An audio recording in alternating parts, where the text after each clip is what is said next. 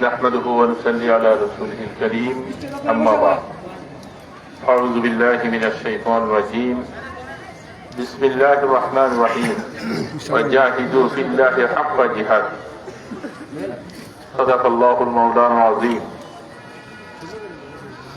অধ্যকার বিক্ষোভ সমাবেশে উপস্থিত নারায়ণগঞ্জের শীর্ষস্থানীয় ওলামায়ে কেরাম, আমার নারায়ণগঞ্জের সর্বস্তরের ইসলাম প্রিয় মুসলমান ভাইয়েরা, আমার সাংবাদিক ভাইয়েরা, রাষ্ট্রীয় বিভিন্ন দায়িত্বে নিয়োজিত গোয়েন্দা ভাইয়েরা, কথা পরিষ্কার হয়ে গেছে।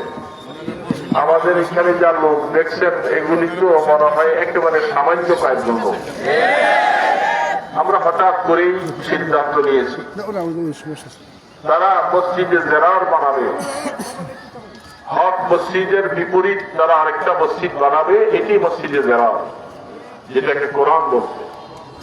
তো নারায়ণগঞ্জে যারা এই টাকা পয়সা ইত্যাদি মদত দিয়ে এখানে সাহাবীদের আস্তানা গাড়াচ্ছে, কিছু নির্দিষ্ট লোকেরা আছে, তাদের নামগুলি আমরা দেখেছিলাম। তারা টঙ্গী ইজতেমায় আমাদের ভাইদেরকে শহীদ করার পিছনে বড় মদত তারা জোগাইছিল। এই লোকগুলি আস্তে আস্তে করে একটার পর একটা তারা এখানে নিজেদের প্রতিষ্ঠা হওয়ার জন্য তারা এখানে মজবুত ভাবে গাড়াচ্ছে।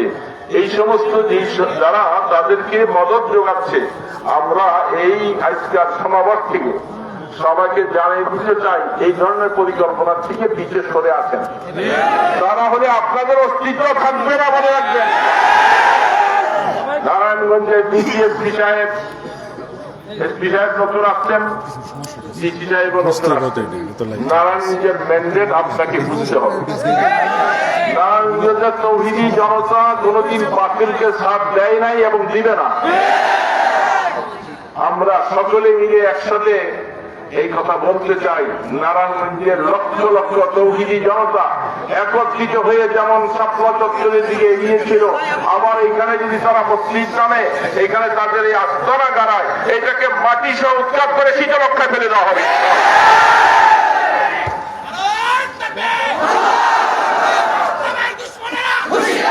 আপনাদের বুঝতে হবে ভাইয়েরা, আমার পাশাপাশি আরেকটা কথা মনে রাখি, তারা বিভিন্ন জায়গায় আস্তানা করছে। সামনে আমাদের জাতীয় ইজতেমা আসছে। আমাদের ইজতেমা হলো কয় তারিখ? জানুয়ারির 31-1-2। তারা পায়তারা করছে, তারা আমাদের পরে ইজতেমা করবে। আমরা ইজতেমার জন্য যেভাবে সারা দেশ থেকে সম্মিলিত হয়ে ইজতেমার ময়দানের মধ্যে আমরা তালিম করব, ঠিক তাদেরকে প্রতিহত করার জন্য যদি কোন ডেট সরকার দেওয়া হয়, সেদিন আবার লক্ষ লক্ষ জনতা তাদের ইজতেমাকে প্রতিহত করে কাকরাইল থেকে টঙ্গী ইজতেমা থেকে তাদেরকে বিতাড়িত করা হবে। আমি সকল দেশবাসী মুসলমান ভাইদেরকে উদাত্ত আহ্বান করব, আমাদের ইজতেমার পরে সাতপন্থীদের কোন ইজতেমা টঙ্গীর ময়দানে হতে পারে না, মনে রাখবেন। যদি সরকার সেই সিদ্ধান্ত করে, আমাদের কাজ এটাই, আমরা সারা দেশের সমস্ত তৌহিদি জনতাকে একত্রিত করে আমরা টঙ্গীর ময়দানে লং মার্চ করে তাদেরকে প্রতিহত করে ছাড়বো ইনশাআল্লাহ। আপনারা রাজি আছেন সবাই? রাষ্ট্রপতিতে রাজি আছেন সবাই? নাম জড়ানো চলবে না, যেহেতু আল্লাহ দ্বীনের জন্য মজবুতির সাথে আমাদের মনোবল গড়ে উঠতে হবে। যেহেতু আমি এই কথাটা বারবার বলছি, যারা এখন উপদেষ্টাদের সাথে খুব যোগ সজাগ করছে, আমাদের উপদেষ্টাও যারা আছেন সকলেই তো আসলে এই সরকারের অনুগত্য নয়, এরা ব্রিটিশ সরকারেরও কিছু লোক আছে। এই জন্য তাদের ঘাড়ে সওয়ার হইয়া তারা চাচ্ছে যে আবার কাকরাইল ঢুকবে, টঙ্গী ইজতেমায় ঢুকবে। এটা কোনোদিন সম্ভব না। নারায়ণগঞ্জ থেকে আমরা ব্যক্তিহীন ভাষায় সকল ইমানদারকে নিয়ে আমরা আহ্বান করছি, টঙ্গীতে ঢুকতে পারবে না, কাকরাইলে ঢুকতে পারবে না, বিশেষ করে নারায়ণগঞ্জে তাদের কোনো আস্তানা হতে দেওয়া যাবে না। যদি আপনাদেরকে আবারও রাখা হয়, সকলে নিজের কাপড়ের কাপড় মাথায় নিয়ে প্রতিহত করতে রাজি আছেন সবাই? মনে রাখবেন ইনশাআল্লাহ, যেন আমরা পিছপা হয়ে না যাই। আমরা আল্লাহর জন্য আল্লাহর জন্য আমরা জীবন দিতে রাজি আছি তো সবাই ইনশাআল্লাহ। মনে রাখা লাগবে আমাদের প্রশাসন আপনি ভালো করে বুঝবেন, তাদেরকে কোনোভাবে এই সমস্ত মসজিদে জেরার করার অনুমতি দিবেন না, তাহলে নারায়ণগঞ্জের শান্তি বিনষ্ট হবে। এই জন্য দায়ভার আপনাদেরকে গ্রহণ করে নিতে হবে।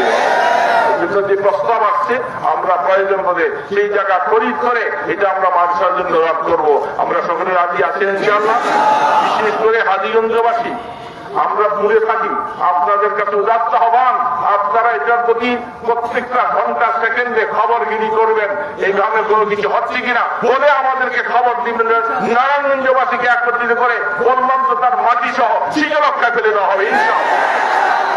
আল্লাহ সুবহানাহু ওয়া তাআলা আমাদেরকে মওত পর্যন্ত হকের পক্ষে থেকে কাজ করার তৌফিক দান করেন। আল্লাহুম্মা সাল্লি আলা মুহাম্মদ ওয়া আলি আসহাবিহি ওয়া সাল্লিম।